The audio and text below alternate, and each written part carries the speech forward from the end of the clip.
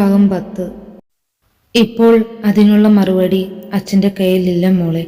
ഒരിക്കൽ നീ എല്ലാം അറിയുമ്പോൾ അവൻ്റെ ജീവൻ നീ തന്നെ എടുക്കും. അതാ അച്ഛാ ഞാനും ചോദിക്കുന്നേ, എന്താ പ്രശ്നം? അങ്ങനെ ഞാൻ അയാളുടെ ജീവൻ എടുക്കാൻ വേണ്ടി അയാൾ എന്ത് ചെയ്തു? ഇനിയെങ്കിലും എന്നോട് പറ. ഒരു കാര്യവുമില്ലാതെ അയാൾ എൻ്റെ ലൈഫിലേക്ക് കയറി വരില്ല എന്ന് എനിക്ക് നല്ലതുപോലെ അറിയാം. ഇനിയെങ്കിലും എന്നോട് തുറന്നു പറ, എന്താ പ്രശ്നം? അത് പിന്നെ പെട്ടെന്നുള്ള ദേഷ്യത്തിന് ഞാൻ അങ്ങനെ അങ്ങ് പറഞ്ഞു പോയതാ മോളെ. രാജീവന് എന്തു പറയണമെന്നറിയാതെ നിന്ന് കുഴയുകയായിരുന്നു. അച്ഛൻ ഈ പറഞ്ഞത് ഞാൻ വിശ്വസിക്കണം അല്ലേ?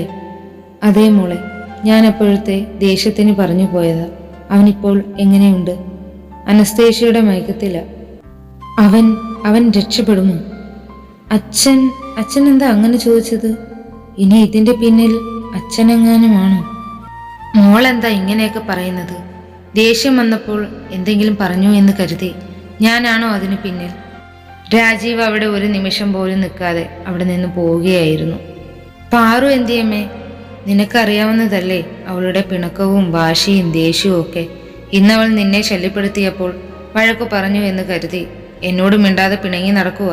എന്നിട്ടിപ്പോ ആളെന്തിയെ? റൂമിൽ കാണുന്നോ? അമ്മ എന്തൊക്കെയാ ഈ പറയുന്നേ? റൂമിലുണ്ട്, നീ പോയി നോക്ക്, അവിടെ ഉണ്ട്. രാജീവ് പുറത്തു പോയതുപോലെ തന്നെ അകത്തേക്ക് തിരിച്ചു വന്നു. ഗായത്രി സ്റ്റെയർ കയറാൻ നിന്നപ്പോഴാണ് രാജീവ് അവളെ വിളിച്ചത്. ഗായത്രി, എന്താ അച്ഛാ? ഈ ടെൻഷന്റെ ഇടയ്ക്ക് ഞാനൊരു കാര്യം പറയാൻ വിട്ടുപോയി മോളെ. പറ അച്ഛാ. അവർ മുഹൂർത്ത ഡേറ്റ് എടുത്തിട്ടുണ്ട്. ഈ മാസം അവസാനമാണ് അവർ പറയുന്നത്. അച്ഛ, ഇത്രയൊക്കെ സംഭവിച്ചിട്ടും മോളൊന്നും ഇങ്ങോട്ട് പറയണ്ട. അച്ഛൻ പറയുന്നത് അങ്ങോട്ട് അനുസരിച്ചാൽ മാത്രം മതി. ശരി അച്ഛ. ഗായത്രി പിന്നെ ഒന്നും പറയാൻ നിൽക്കാതെ റൂമിലേക്ക് പോയി.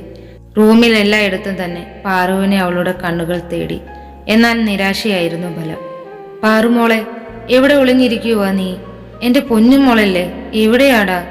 ഒളിച്ചു കളിക്കാതെ ഇറങ്ങി വാടാ, ചേച്ചിക്ക് ഒട്ടും വയ്യ. എത്ര വിളിച്ചിട്ടും പാറു ഇറങ്ങി വന്നതേയില്ല. എന്നാ പിന്നെ നീ ഇറങ്ങി വരണ്ട. അല്ലെങ്കിലും ഈ വീട്ടിൽ എന്നെ മനസ്സിലാക്കാൻ ആരുമില്ലല്ലോ. ഞാൻ കരുതിയത് എന്റെ കൊച്ചെങ്കിലും കാണുമെന്ന. എവിടെ? അതും വെറും ഒരു തോന്നൽ മാത്രമാണല്ലോ. അത്രയും പറഞ്ഞപ്പോഴേക്കും പാറു കട്ടലിനടിയിൽ നിന്നും പുറത്തേക്ക് വന്നു. ചേച്ചിയോട് ഞാൻ പിണക്കമാ. എന്നെ ഒന്നും മൈൻഡ് പോലും ചെയ്തില്ലല്ലോ. സോറിടാ, ഇന്ന് ചേച്ചിക്ക് ആവശ്യമില്ലാത്ത കുറേ ടെൻഷൻ ഉണ്ടായിരുന്നു. അതുകൊണ്ട് എൻ്റെ മോളുടെ കാര്യം പോലും ചേച്ചിക്ക് ശ്രദ്ധിക്കാൻ കഴിഞ്ഞതുമില്ല. ഓക്കെ, വെറും ഓക്കെ മാത്രമേ ഉള്ളൂ. എന്നോടുള്ള പിണക്കം മാറിയില്ലേ? കുറച്ച് മാറി. ബാക്കി കുറച്ച് എപ്പോൾ മാറും? എനിക്ക് വിശക്കുന്നു ചേച്ചി. എൻ്റെ മോളൊന്നും കഴിച്ചില്ല ഇതുവരെ. ചേച്ചിക്ക് വേണ്ടി കാത്തിരുന്നയല്ലേ, അതുകൊണ്ട് ഒന്നും കഴിച്ചില്ല. പിന്നെ അമ്മയോട് പിണങ്ങിയത് കൊണ്ടും. എന്നാ പിന്നെ ചേച്ചി പോയി ഫ്രഷ് ആയിട്ട് വന്നിട്ട് നമുക്ക് ഒരുമിച്ച് കഴിക്കാൻ പോകാം. തനിക്ക് എന്തു തന്നെ വിഷമമുണ്ടെങ്കിലും അതൊരിക്കൽ പോലും പാറുവിനെ അവൾ അറിയിച്ചിരുന്നില്ല. ഏതൊരു സാഹചര്യത്തിലും പാറുവിനോട് അവൾ ഹാപ്പിയായിട്ട് തന്നെയായിരുന്നു നിന്നിരുന്നത്. ഗായത്രി ഫ്രഷാകാനായി ബാത്റൂമിൽ കയറി. അവിടെ ഉണ്ടായിരുന്ന കണ്ണാടിയിൽ അവളുടെ മുഖം നോക്കി.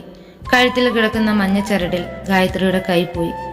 ഇന്ന് താലി കഴുത്തിൽ നിന്നും അഴിക്കാൻ തുടങ്ങിയപ്പോഴായിരുന്നു ഹോസ്പിറ്റലിൽ നിന്നുള്ള കോള് ഗായത്രിക്ക് വന്നത്. അവൾ ആലോചിച്ചു പോയി ഒരു നിമിഷത്തേക്ക്. എത്രയൊക്കെ അവഗണിക്കാൻ നോക്കിയാലും താൻ മനസ്സിൽ പ്രതിഷ്ഠ ദൈവങ്ങളെ സാക്ഷിയാക്കിയല്ലേ അവൻ ഇന്ന് തൻ്റെ കഴുത്തിൽ ഈ താലി ചാർത്തിയത്. നീ തന്നെ എനിക്കൊരു വഴി പറഞ്ഞു താ എൻ്റെ കൃഷ്ണ. ഇനി എന്താകും എൻ്റെ ലൈഫ്? എങ്ങോട്ടാണ്? ചേച്ചി പെട്ടെന്ന് വാ, എനിക്ക് വിശക്കുന്നു. പെട്ടെന്ന് തന്നെ ഗായത്രി ബോധത്തിലേക്ക് വന്നു. ദാ വരുന്നു മോളെ. ഗായത്രി ഫ്രഷായി പാറുവിനെയും എടുത്ത് ഡൈനിങ് ഹാളിലേക്ക് പോയി. പാറുവിനുള്ള ഫുഡ് കൊടുത്ത് അവളും കഴിച്ചു. തിരിച്ച് റൂമിലേക്ക് പോയി കിടന്നു. എന്നാൽ അന്നത്തെ രാത്രിയിൽ ഗായത്രിക്ക് ഉറങ്ങാൻ കഴിഞ്ഞിരുന്നില്ല. പിന്നെ ഇടയ്ക്കെപ്പോഴോ അവൾ പോലും അറിയാതെ അവളുടെ കണ്ണുകൾ അടഞ്ഞു പോയിരുന്നു. അതേവല്ല നേരത്തെ അന്നത്തെ ദിവസം ഗായത്രി എഴുന്നേറ്റ് ഫ്രഷായി ക്ഷേത്രത്തിലേക്ക് പോയി. അവിടുന്ന് നേരെ ഹോസ്പിറ്റലിലേക്കാണ് പോയത്. അവിടെ ചെന്നപ്പോഴാണ് ഗായത്രിക്ക് അറിയാൻ കഴിഞ്ഞത് ശിവയുടെ ബോധം വന്നപ്പോഴേ ആ ഹോസ്പിറ്റലിൽ നിന്നും മറ്റൊരു ഹോസ്പിറ്റലിലേക്ക് അവനെ മാറ്റി എന്നുള്ള കാര്യം. തുടരും. ഈ ഒരു സ്റ്റോറി നിങ്ങൾക്ക് ഇഷ്ടമായ like, comment, share and subscribe ചെയ്യാൻ മറക്കരുതേ.